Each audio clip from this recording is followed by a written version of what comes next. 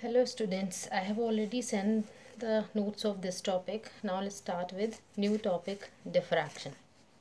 Okay, हम लोग हमेशा से इस definition को जानते आ रहे हैं कि the bending of light waves around the sharp edges of opaque obstacles or aperture is defined as diffraction of light.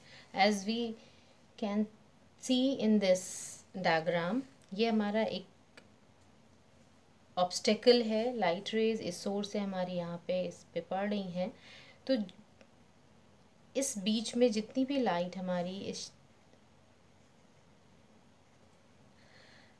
Obstacle पर पड़ रही हैं वो सब रुक जा रही हैं। बियॉन्ड दिस इसके हम देखें तो वो आगे स्क्रीन पे मिल रही हैं। तो अगर हम ये ऑब्जेक्ट, अगर सपोज़ ये हमारा ऑब्जेक्ट है, तो इसकी शैडो हमारी कहाँ है, इस स्क्रीन पर यहाँ पर इस तरह से हमें यहाँ पर एक शैडो दिखाई देगी।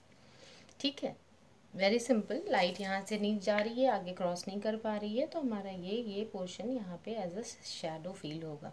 इस शैडो में अगर हम बहुत ध्यान से देखें, एक्चुअली होना क्या चाहिए, होना ये चाहिए, व्हाट विल हैपन एक्चुअली, कि ये वाला जो पोर्शन है, अगर हम इसे कह दें this point is A B and this is A dash B dash, तो ए डैश बी डैश हमारा परफेक्ट डार्क होना चाहिए, एक प्रॉपर इसकी शैडो बननी चाहिए। और हम अगर बियॉन्ड ए डैश और बी डैश पॉइंट से बाहर जाएं तो यहाँ पे ये लाइट हमारी कम्प्लीटली यहाँ पर आ रही है, पड़ रही है, तो यहाँ पे एक ब्राइट हमें एरिया मिलना चाहिए।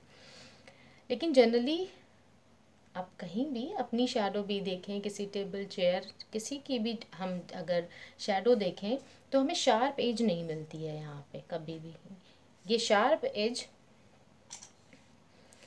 ना मिलने की वजह क्या है, इसका मतलब क्या हो रहा है कि हमारी जो ये लाइट रेज हैं जब इस कॉर्नर पर पहुंच रही हैं तो हो क्या रहा है, ये बेंड हो रही हैं। जैसा कि इस डायग्राम में हम देख पा रहे हैं कि ये हमारी यहाँ पे इस तरह से बेंड हो रही है। तो इसकी वजह से हमें यहाँ पर कोई भी, और ये कह सकते हैं हम इस तरह से, यहाँ पे ये लाइट रेज हमारी ओरिजिनल पाथ से बेंड हो जा रही हैं। एक्चुअली ये हो क्यों रहा है, क्योंकि अगर हम यहाँ पर देखें तो जो लाइट रे यहाँ तक आ रही है, या जो ये वेव फ्रंट है वो इस ए पॉइंट और बी पॉइंट पे हिट कर रहा है, उस वेव फ्रंट के जो भी पॉइंट्स हैं वो हमारे सेकेंडरी सोर्सेज की तरह बिहेव करते हैं। और ये सेकेंडरी सोर्स क्या होगा, जब ये एक नए सोर्स की तरह ये पॉइंट ए और बी यहाँ पर जो वेव फ्रंट हिट कर रहा है उस बिहेव कर रहे हैं, तो यहाँ से ये लाइट रेज ऑल डायरेक्शन में स्प्रेड आउट होंगी।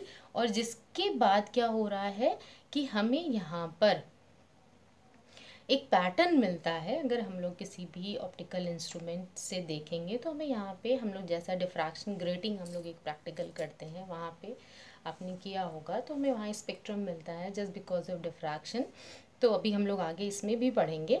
तो यहाँ पर क्या हो रहा है कि ये जो सेकेंडरी सोर्सेज की तरह यहाँ पे वेव फ्रंट बिहेव कर रहा है, इनसे जो रेज हमें मिल रही हैं, ऑप्टिकल रेज, इनके बीच में इंटरफेरेंस हो रहा है और उसका इफेक्ट हम स्क्रीन पर देखते हैं।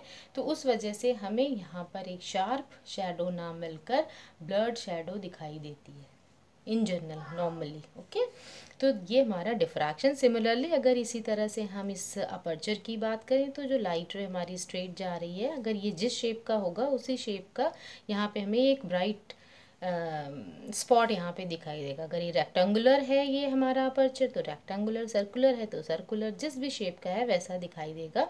लेकिन यहाँ पर भी सेम जैसे इस जगह था, इस पॉइंट के भी जो ये वेव फ्रंट हिट करेगा उसके पॉइंट सेकेंडरी सोर्सेज की तरह बिहेव करेंगे और ऑल डायरेक्शन में लाइट हमारी स्प्रेड करेगी, जिसकी वजह से क्या हो रहा है, बेंडिंग ऑफ लाइट हम यहाँ पे देख रहे हैं कि मिल रही है, और this is the cause of diffraction. यानी इस तरह से हम देखें तो एक अनदर डेफिनेशन हम डिफ्रैक्शन की कह सकते हैं कि diffraction phenomena is caused by the interference. Okay, diffraction यहाँ जो हमें स्क्रीन पे मिलेगा, this phenomena is caused by the interference of innumerable secondary wavelets in produced by the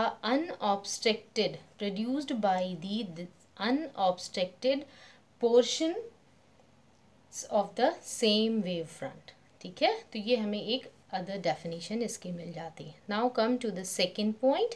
second point is classification of difference.